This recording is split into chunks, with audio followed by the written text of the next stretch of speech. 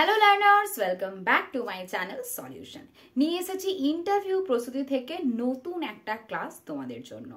তো আজকে আমি তোমাদের মূল্যায়ন বা আমাদের যে ইভ্যালুয়েশন সিরিজ চলছিল তার পার্ট 1 আমি কভার করে ফেলেছি। আজকে আমি তোমাদের পার্ট 2 নিয়ে আলোচনা করব।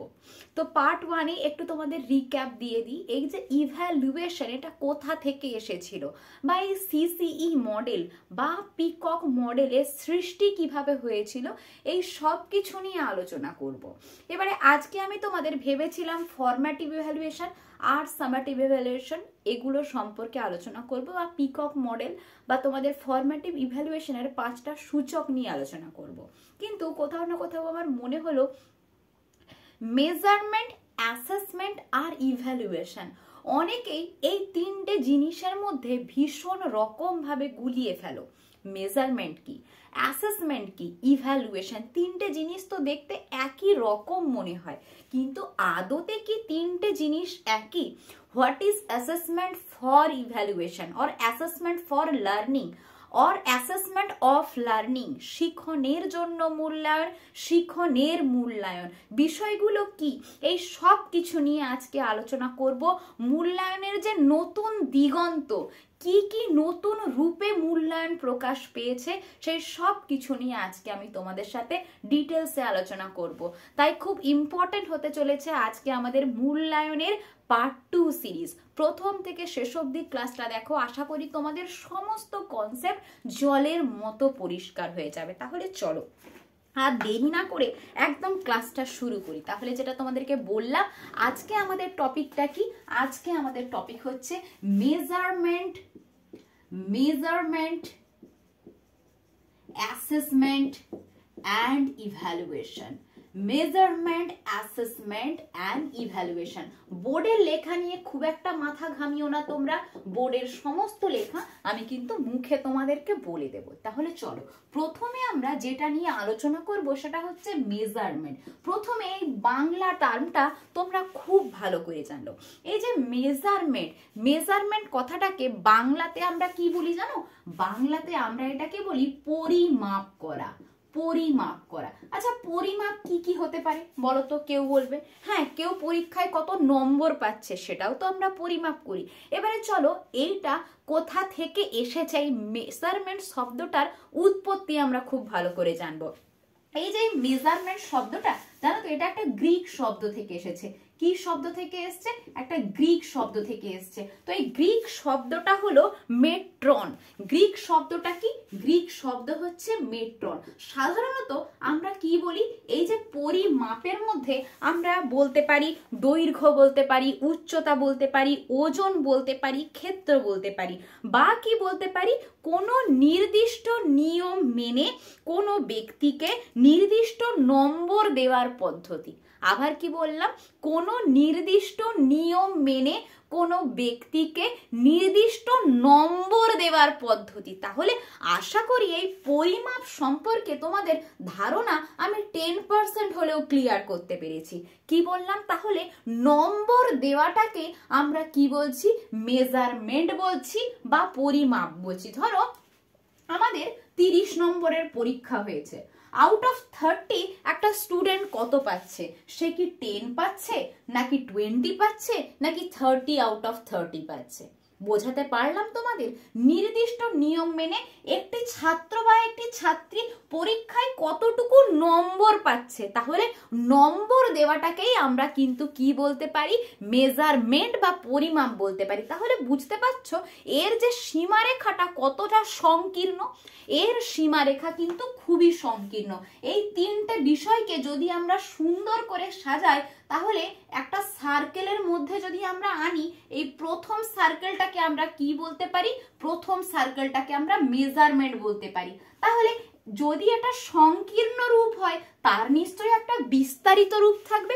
কি থাকবে? তো তাহলে দেখো এর থেকে এটা বিস্তারিত, আবার এর থেকে এটা বিস্তৃত, তাই তো? তাহলে প্রথম যে সার্কেল যেটা একেবারে সংকীর্ণ সেটাকে আমরা কি নাম দিলাম? যেটাকে সম্পূর্ণ আমরা শুধুমাত্র নম্বরের মাপকাঠিতেই বিচার করে থাকি, সেটা আর কেউ নয়, সেটা হচ্ছে মেজারমেন্ট, বা যাকে আমরা বাংলায় পরিমাপ বলি, যেটা গ্রিক শব্দ মেট্রন থেকে এসেছে। তো আশা করি তোমাদের কনসেপ্ট এই মেজারমেন্ট থেকে একেবারে ক্লিয়ার। তাহলে একদম যে ক্ষুদ্র জিনিসটা সেটাকে আমরা কি বলতে পারি? মেজারমেন্ট বলতে পারি। আচ্ছা, এর বিস্তৃত রূপটা কি এটাই আমরা জানবো, জেনে নাও তাহলে। মেজারমেন্টের যে বিস্তৃত রূপ সেটাকেই আমরা কি বলতে পারি? অ্যাসেসমেন্ট বলতে পারি।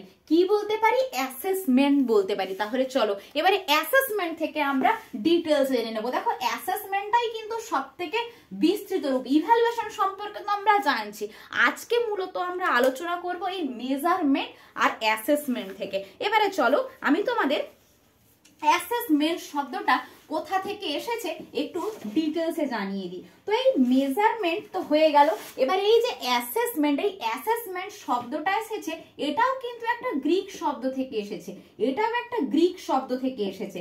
গ্রিক শব্দটা কি না, গ্রিক শব্দটা হচ্ছে অ্যাসিডিয়ার। গ্রিক শব্দটা কি? অ্যাসিডিয়ার। আমি স্পেলিংটা তোমাদের একটু লিখে দিচ্ছি, তোমরা দেখে নাও। ASSIDER। গ্রিক শব্দ অ্যাসিডিয়ার। মেজারমেন্টের ক্ষেত্রে বলেছিলাম মেট্রন নামক একটা গ্রিক শব্দ, আর এই অ্যাসেসমেন্ট কোথা থেকে এসছে? অ্যাসিডিয়ার নামক একটা গ্রিক শব্দ। তোমরা কি জানো এই অ্যাসিডিয়ার শব্দের অর্থ কি? অ্যাসিডিয়ার শব্দের অর্থটা জানলেই তোমরা অ্যাসেসমেন্ট কি সেটা খুব সহজেই ধরে নিতে পারবে। চলো একটু বলে দিই তোমাদের। তো এই অ্যাসিডিয়ার মানে হচ্ছে অ্যাসেস করা, অ্যাসেস করা। আর এই অ্যাসেস এর অর্থ কি জানো? অ্যাসেস এর অর্থ হলো two seat beside or two assist, two assist জাজ, টু অ্যাসিস্ট জাজ। তাহলে কি তোমরা বুঝতে পারছো টু অ্যাসিস্ট জাজ মানে কি? মানে তাকে জাজমেন্ট করার জন্য। কাকে জাজমেন্ট করার জন্য? মূল্যায়নকে জাজমেন্ট, অর্থাৎ ইভ্যালুয়েশনকে জাজমেন্ট করার জন্য যে তথ্যগুলো অ্যাসেসমেন্ট দ্বারা দেওয়া হয়, যে তথ্যগুলো অ্যাসেসমেন্ট দ্বারা দেওয়া হয়।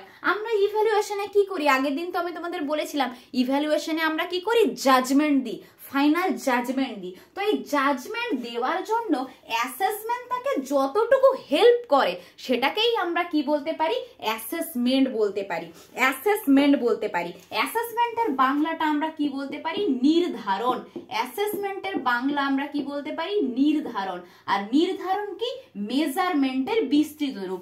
এখনো হয়তো অনেকের কনসেপ্ট ক্লিয়ার হলো না, তাদের জন্য আরো সহজভাবে বলবো, আরো সহজভাবে বলবো। যদি কোনো এই যে আমরা মেজারমেন্ট করেছিলাম, কি করেছিলাম? আমরা মেজারমেন্ট করেছিলাম। মেজারমেন্টের যদি নির্দিষ্ট কোনো অর্থ থাকে, অর্থাৎ কি এই যে মেজারমেন্টটা হয়েছিল, মেজারমেন্টটা সদর্থক ভাবে হলো নাকি নঙর্থক ভাবে হলো, এটার কোনো পজিটিভ রেসপন্স পাওয়া গেল নাকি এর কোনো নেগেটিভ রেসপন্স পাওয়া গেল। অর্থাৎ শিক্ষাবিদগণ যদি মনে করেন এই যে আমাদের যে পাঠ্যক্রমটা চলছে সেই পাঠ্যক্রমটা আমরা কি নিয়ে যাব, বা যে পাঠ্যসূচিটা চলছে সেটা কি আমরা নিয়ে যাব নাকি এখানেই আমরা স্টপ করে দেবো, এতে কি ছাত্রদের উপকার হচ্ছে নাকি এতে ছাত্রদের উপকার সেই রকম ভাবে হচ্ছে না। তাহলে যদি এই মাপনের নির্দিষ্ট কোনো অর্থ থেকে থাকে তা নির্ধারণ করাই হলো কিন্তু আমাদের অ্যাসেসমেন্ট। কি বললাম? এই যে মাপন, এই মাপনের যদি নির্দিষ্ট কোনো অর্থ থাকে, যদি কোনো সদর্থক অর্থ থাকে বা কোনো নঙর্থক অর্থ থাকে, সেটা কে নির্ধারণ করে? সেটা কিন্তু আমাদের অ্যাসেসমেন্ট নির্ধারণ করে যায়। যদি এখনো অবধি তোমাদের কনসেপ্টের কোনো সমস্যা হয় তাহলে এই সার্কেলটা দেখো, এই সার্কেলটায় কি বলছে দেখো, এই যে মেজারমেন্ট, মেজারমেন্টে কি হচ্ছে? আমাদের নম্বর দেওয়া হচ্ছে। তাহলে ইভ্যালুয়েশনটা একদম সব থেকে বিস্তৃত রূপ, তাই তো? ইভ্যালুয়েশন একটা সব থেকে বিস্তৃত রূপ। তাহলে এই ইভ্যালুয়েশনের জন্য যে তথ্য পরিবহন করে, আশা করি এবারে কনসেপ্ট ক্লিয়ার হয়েছে। ইভ্যালুয়েশনের জন্য যে তথ্য সরবরাহ করে, যে তথ্য বহন করে নিয়ে যায়, তাকেই আমরা কি বলি? অ্যাসেসমেন্ট বলি, বা বাংলায় যাকে আমরা কি বলি? নির্ধারণ বলি। তাহলে আমরা বলতে পারি অ্যাসেসমেন্ট কি? অ্যাসেসমেন্ট হচ্ছে মেজারমেন্টের থেকে বিস্তৃত রূপ, কিন্তু ইভ্যালুয়েশনের থেকে সংকীর্ণ রূপ। বিষয়টা বোঝার চেষ্টা করো। যদি কেউ জিজ্ঞাসা করে অ্যাসেসমেন্ট কি, অ্যাসেসমেন্ট হচ্ছে আমরা বলতে পারি মেজারমেন্ট বা পরিমাপের থেকে বিস্তৃত রূপ, এবং ইভ্যালুয়েশনের থেকে কিন্তু সংকীর্ণ রূপ। তাহলে কি সব থেকে বিস্তৃত বা ব্যাপকভাবে কে রয়েছে? ব্যাপকভাবে রয়েছে ইভ্যালুয়েশন। তাহলে ইভ্যালুয়েশনে কি হয়? আমরা মেজারমেন্টে যা আমরা তথ্য পাই সেই তথ্যটাকে আবার অ্যাসেসমেন্ট কি করে? জাজ করে, এবং তার জন্য কাকে তথ্য সরবরাহ করছে? ইভ্যালুয়েশনকে তথ্য সরবরাহ করছে। এবারে এই যে অ্যাসেসমেন্ট, এই অ্যাসেসমেন্টটাকে আমরা দুটো টাইপে ভাগ করতে পারি। চলো, আশা করি এইখানে মোটামুটি সমস্ত কনসেপ্ট তোমাদের ক্লিয়ার হয়ে গেছে। আর ইভ্যালুয়েশন মানে কি?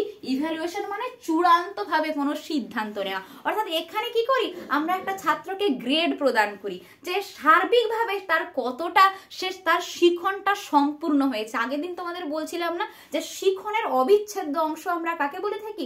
শিখনের অবিচ্ছেদ্য অংশ আমরা বলে থাকি মূল্যায়নকে। ওকে, তাহলে মূল্যায়ন সম্পর্কে আরো ধরা ডিটেলসে যাবো না, আজকে আমরা অ্যাসেসমেন্টকে নিয়েই আলোচনা করব।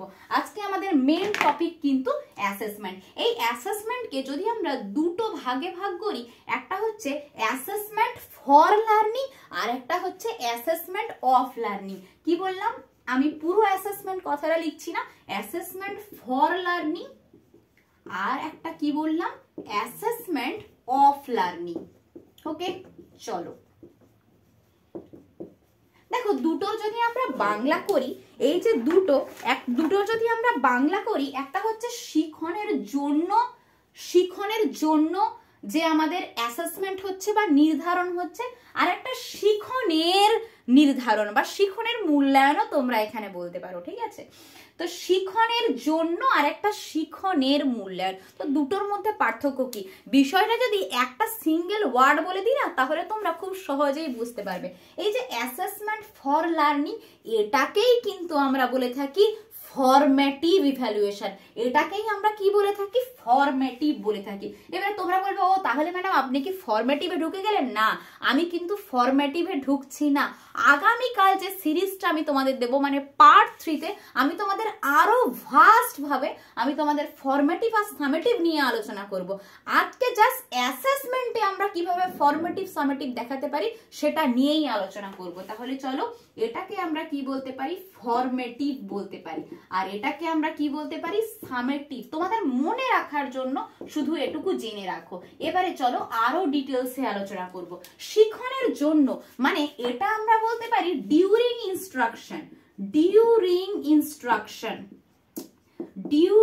ইনস্ট্রাকশন, আর এটাকে আমরা কি বলতে পারি? After instruction.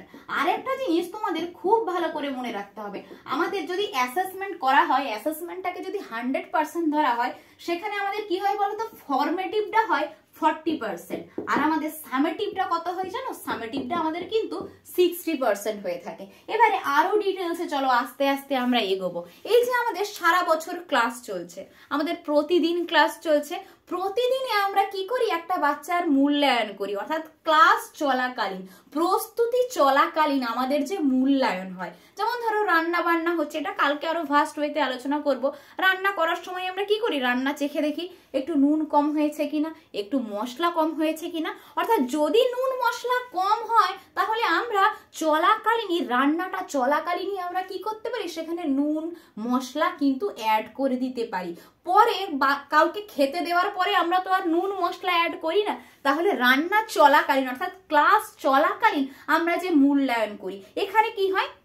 একটা ছাত্রছাত্রীর সাফল্য বা ব্যর্থতা নির্ধারণ করা হয়। আচ্ছা, সাফল্য বা ব্যর্থতা শুধু কি ছাত্রছাত্রী নির্ধারণ করব? না, একজন টিচার সেও কিন্তু নিজেকে রেকটিফাই করতে পারে।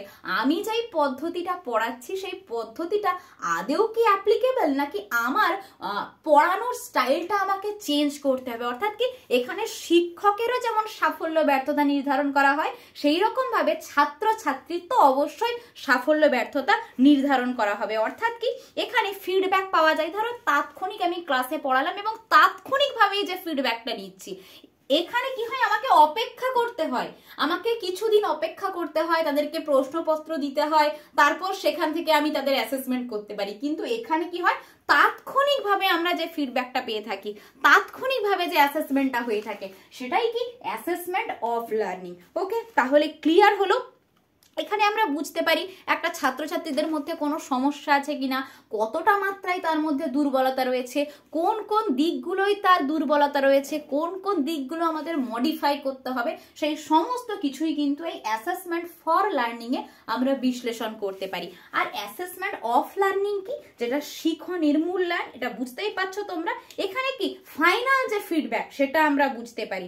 এখানে একটা বাচ্চার পারদর্শিতা, সে কতটা অ্যাচিভ করতে পারলো, সেটাই কিন্তু আমরা কোথায় গিয়ে বুঝতে পারি, অ্যাসেসমেন্ট অফ লার্নিং এ। দেখো এগুলো আরো ভাস্ট ওয়েতে বলা যায়, কিন্তু আমার মনে হয় ইন্টারভিউর পারপাসে যদি তোমরা পড়তে চাও, আমি যতটুকু বললাম ততটুকুই তোমাদের কিন্তু যথেষ্ট, এর থেকে বেশি তোমাদের আর কিন্তু পড়ার দরকার নেই। এবারে যে বিষয়টা নিয়ে আমি আলোচনা তোমাদের করব, সেটা কিন্তু ভীষণ ইম্পর্টেন্ট, মানে তোমাদের ইন্টারভিউতে যে কোনো ভাবে কিন্তু জিজ্ঞাসা করতেই পারে। আচ্ছা বলুন তো, বর্তমানে মানে আগেও তো মূল্যায়ন হতো, তাই না? মূল্যায়ন আগে হতো, আমরাও যখন ছোটবেলায় পড়াশোনা করতাম তখনও তো আমাদের মূল্যায়ন হতো। মূল্যায়ন কি কোনো নতুন ধারণা নাকি? না, মূল্যায়ন কোনো নতুন ধারণা কিন্তু নয়। মূল্যায়ন আগেও হতো, এখনো মূল্যায়ন হয়, কিন্তু আগেকার দিনের মূল্যায়নের সঙ্গে বর্তমান দিনের মূল্যায়নের পার্থক্য কোথায়? যে কোনো মুহূর্তে ইন্টারভিউতে প্রশ্ন জিজ্ঞাসা করতে পারে, তাহলে সেটাও তো আমাদের জানতে হবে, কেননা আমাদের নিজেদেরকে কিন্তু অলরাউন্ডার করতে হবে, তবেই গিয়ে কিন্তু ইন্টারভিউতে আমরা নিজেদেরকে প্রমাণ করতে পারবো। তাহলে চলো শিখন মূল্যায়নের নতুন দিগন্তটা আমরা একটু জেনে নিই। কি না, আমাদের পূর্বতন অবস্থা আর বর্তমান অবস্থা, মূল্যায়নের পূর্বতন অবস্থা এবং বর্তমান অবস্থা সম্পর্কে আমরা একটু বিশদে জেনে নিই। বর্তমান অবস্থা আর পূর্বতন অবস্থার মধ্যে কি কি পার্থক্য এমন হলো, সেটা চলো আমরা অল্প করে জেনে নিই। প্রথমেই কি বলবো না, প্রথাগত পরীক্ষা ছিল। দেখো আগে কি হতো, একটা নির্দিষ্ট সীমারেখার মধ্যে বাঁধা ছিল, সে বাংলাতে কত পেলো, ইংরেজিতে কত পেলো, পরিবেশে কত পেলো, গণিতে কত পেলো, ব্যাস এখানেই কিন্তু তার মূল্যায়নটা গিয়ে থেমে যেত। কিন্তু তার সার্বিক মূল্যায়ন কি হতো না, একটা ছাত্রছাত্রীর যে কন্টিনিউয়াস এন্ড কম্প্রিহেন্সিভ, এর কোনোটাই কিন্তু হতো না। বোঝার চেষ্টা করো, এটা কি ট্র্যাডিশনাল একটা মেথড ছিল, ট্র্যাডিশনাল এক্সামিনেশন। এটাকে আমরা কি বলতে পারি, প্রথাগত বা ট্র্যাডিশনাল এক্সামিনেশন। কিন্তু বর্তমানে কি হয়েছে, বর্তমানে নিরবচ্ছিন্ন এবং সার্বিক মূল্যায়ন হয়ে দাঁড়িয়েছে, যেটাকে আমরা কি বলি, যেটাকে আমরা CCE বলে থাকি, কন্টিনিউয়াস অ্যান্ড কম্প্রিহেন্সিভ ইভ্যালুয়েশন। আগে কি ছিল, এটা ছিল প্রোডাক্ট বেস। এটা ছিল কি প্রোডাক্ট বেস। প্রোডাক্ট বেস মানে আমরা দেখে নিতাম, আচ্ছা এই ছাত্রছাত্রীরা ফার্স্ট হয়েছে, এ তার মানে খুব ভালো, এ ভালো বুদ্ধি সম্পন্ন। কিন্তু আরো তো অনেক দিক আছে, যেখানে একটা ছাত্রছাত্রীকে শুধুমাত্র কি নাম্বারের ভিত্তিতেই আমরা জাজ করব যে কার মধ্যে কতটা ট্যালেন্ট রয়েছে। এই যে বলেন না, ডোন্ট জাজ এ বুক বাই ইটস কভার, এখানে কি হতো, শুধু কভারের মাধ্যমেই একটা ছাত্রছাত্রীকে আমরা দেখে নিতাম। তাই এটাকে আমরা কি বলি, প্রোডাক্ট বেসড বলি। কিন্তু বর্তমানে কি বলেছে, বর্তমানে শুধু প্রোডাক্টটা দেখছে না, তাকে কোন পদ্ধতিতে পড়ানো হচ্ছে সেটাও কিন্তু মেজারমেন্ট করা হচ্ছে, অর্থাৎ প্রসেস এন্ড প্রোডাক্ট বেস, তার যে প্রসেসটাকেও কিন্তু মেজারমেন্ট করা হচ্ছে। তাহলে প্রসেস বেসড এবং তার সঙ্গে কি প্রোডাক্ট বেসড, দুটোই কিন্তু এখানে দেখা হচ্ছে। পরবর্তী পয়েন্ট বলতে পারি কি, এটা ছিল পাঠ্যসূচি নির্ভর। এখানে লিখেছি প্রসেস অ্যান্ড প্রোডাক্ট, হয়তো লাইটের জন্য একটু রিফ্লেকশন হচ্ছে, আমি তোমাদের বলে দিচ্ছি প্রসেস অ্যান্ড প্রোডাক্ট দুটোই বেস্ট করে। পরের পয়েন্টে দেখো, এটা ছিল কি সিলেবাস ওরিয়েন্টেড। সিলেবাস, শুধু সিলেবাসে কি আছে সেটাই, মানে বাংলাতে কতটুকু দেওয়া আছে, পাঠ্যসূচি কতটুকু রয়েছে, ইংরেজি কতটুকু রয়েছে, এভাবেই কিন্তু জাজমেন্ট করা হতো। এই যে আগের দিন আমি তোমাদের পাঠ্যক্রম আর পাঠ্যসূচি নিয়ে খুব ডিটেলসে আলোচনা করছি, আজকে আর তাই যাচ্ছি না। তাহলে এটা কি সিলেবাস ভিত্তিক ছিল? কিন্তু না, বর্তমানে কিন্তু সিলেবাস ভিত্তিক নেই, বর্তমানে কিন্তু পাঠ্যক্রম ভিত্তিক আমাদের মূল্যায়ন হয়ে গেছে। কারিকুলাম, একটা বাচ্চা দৌড় প্রতিযোগিতায় কতটা শিখতে পাচ্ছে, সারা বছর ধরে সে কতটা তার মূল্যায়ন হচ্ছে, কতটা তার শিখন হচ্ছে, সেটাই কিন্তু এখানে জাজ করা হয়। আর কি, এখানে শিখনের একটা নির্দিষ্ট ক্ষেত্র ধরে নেওয়া হতো, যে এই ক্ষেত্রটাই বাচ্চারা শিখছে, মানে সিঙ্গেল সিঙ্গেল প্যারামিটার ছিল এখানে, এখানে প্যারামিটার যে শিখনের যে ক্ষেত্রটা ছিল সেটা কিন্তু সিঙ্গেল ছিল, কিন্তু বর্তমানে তা নেই। বর্তমানে লার্নিং এর ক্ষেত্রে মাল্টিপল প্যারামিটার, অনেক ক্ষেত্র, শুধু যে তার বৌদ্ধিক ক্ষেত্র না, তার মানসিক ক্ষেত্র, তার সামাজিক ক্ষেত্র, তার প্রাক্ষবিক ক্ষেত্র, সমস্ত ক্ষেত্রের কিন্তু এখানে লার্নিংটাকে দেখা হয়। তাহলে এটা কি মাল্টিপল প্যারামিটার, এটাকে আমরা কি বলতে পারি মাল্টিপল প্যারামিটার। আর কি না লার্নিং ফর অ্যাসেসমেন্ট, এখানে শুধুমাত্র শিখনের জন্য মূল্যায়ন হতো, লার্নিং ফর অ্যাসেসমেন্ট হতো, লার্নিং ফর অ্যাসেসমেন্ট। কিন্তু বর্তমানে কি, আচ্ছা সরি এখানে হচ্ছে হ্যাঁ মূল্যায়নের জন্য শিখন হতো, শিখনের জন্য মূল্যায়ন না, মূল্যায়ন মানে একটা পরীক্ষা হচ্ছে, পরীক্ষার জন্য বাচ্চাটা কতটুকু শিখছে সেটাই কিন্তু এখানে দেখা হতো। দেখো লার্নিং ফর অ্যাসেসমেন্ট, ঠিক আছে, কিন্তু বর্তমানে কি হয়েছে assessment for learning, assessment for learning. দেখো দুটো টার্মের মধ্যে কিন্তু আকাশ পাতাল পার্থক্য। এখানে কি শিখন চলাকালীন এবং শিখন পরিমাপের জন্য, শিখনটা কতটা হয়েছে তার জন্য মূল্যায়ন হতো, কিন্তু এখানে কি মূল্যায়নের জন্য শিখন আর শিখনের জন্য মূল্যায়ন, দুটোর মধ্যে কিন্তু আকাশ পাতাল পার্থক্য। তাহলে বুঝতে পেরেছো তো আমাদের যে বর্তমানে যে মূল্যায়ন তার নতুন দিগন্ত কতটা চেঞ্জ হয়েছে। পরীক্ষায় প্রশ্ন জিজ্ঞাসা করলে আশা করি তার তোমাদের আর এই যে পূর্বতন অবস্থার বর্তমান অবস্থা নিয়ে কোনো দ্বন্দ্ব থাকবে না। তো আজকের ক্লাসটা তোমাদের এই পর্যন্তই, কেমন লেগেছে অবশ্যই আমাকে কমেন্ট বক্সে কিন্তু কমেন্ট করে জানাবে। আর ভালো লাগলে তোমরা প্রত্যেকেই জানো লাইক করতে হবে, বন্ধুদের সাথে শেয়ার করতে হবে, এবং চ্যানেলে নতুন হয়ে থাকলে চ্যানেলটাকে কিন্তু অবশ্যই সাবস্ক্রাইব করতে হবে। দীর্ঘদিন আমি তোমাদের ক্লাস দিতে পারিনি, আবার নতুন ভাবে শুরু করেছি তোমাদের জন্য ক্লাস দেওয়া, তাই তোমরা যে পাশে থাকবে আমার এটুকুই শুধু তোমাদের কাছে আমার চাই। তো প্রত্যেককেই বলবো ভালো থেকো, সুস্থ থেকো, মন দিয়ে পড়াশোনা করো। আজকের মতো এই পর্যন্তই। Thanks for watching.